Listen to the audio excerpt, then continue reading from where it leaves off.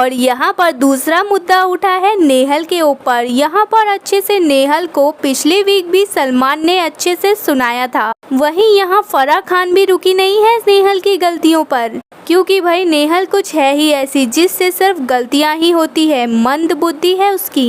नेहल सामने वाले पर तो चढ़ जाती है, वो नहीं देखती कि लड़का है या लड़की, लेकिन फिर बाद में लड़के कोई रिएक्शन करे तो उसे बड़ी तकलीफ हो जाती है और वो उस चीज का राई का पहाड़ बनाने लगती है। और जिस तरीके से वो अमाल के ऊपर चढ़ गई थी वो भी बिल्कुल गलत था, और इस बात का अमाल भी अच्छे से मुद्दा बनाकर सामने रख सकता था, लेकिन अमाल ने ऐसा नहीं किया क्योंकि उसकी पर्सनालिटी ही कुछ अलग है। अब यहाँ पर टास्क में तो लगती ही रहती है क्योंकि सब लोग इन्वॉल्व होते हैं टास्क में, लेकिन यहाँ पर नेहल की ये एक्टिंग खत्म ही नहीं होती।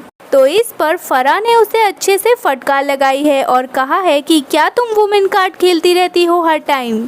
तुम्हारा तो बस घर के अंदर सिर्फ लड़का लड़की का ही टॉपिक चलता रहता है। पिछले हफ्ते तुम अभिषेक के ऊपर चढ़ गई और इस हफ्ते तुम अमाल पे लड़ने लगी। तुम्हारे पास कोई मुद्दा नहीं है क्या? जब तुम्हें लड़कों से इतनी प्रॉब्लम है तो उनके बीच घुसती ही क्यों हो? और अगर घुसती हो तो फिर बाद में एक्टिंग मत किया करो छोटी छोटी चीजों पर मुद्दा बनाने की।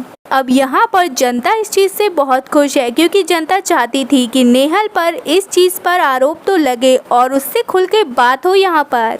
और यहाँ पर फराह ने नेहल को एक शब्द तक बोलने नहीं दिया और अच्छे से उसकी क्लास लगा डाली।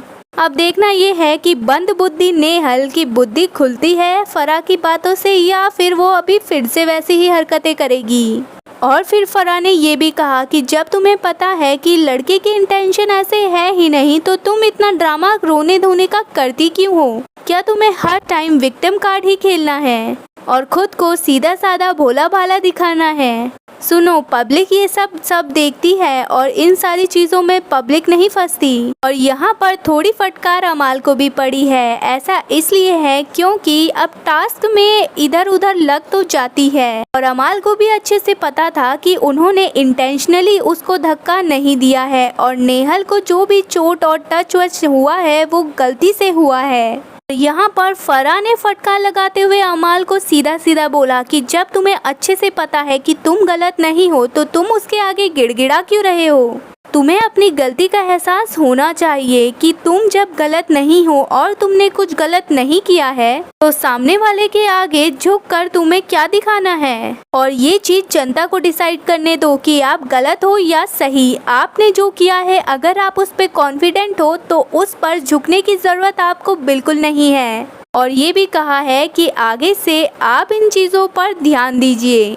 अगर आपको लगता है कि आपसे गलती हुई है तभी माफ़ी मांगिए, वरना अगर आपको नहीं लगता तो इस पर झुकने की भी ज़रूरत नहीं है। फिलहाल दोस्तों, आपका क्या कहना है एविक्शन को लेकर? हमें कमेंट करके ज़रूर बताएं। और अगर आपको ये वीडियो पसंद आई हो तो वीडियो को लाइक और चैनल को सब्सक्राइब करना ना भूलें।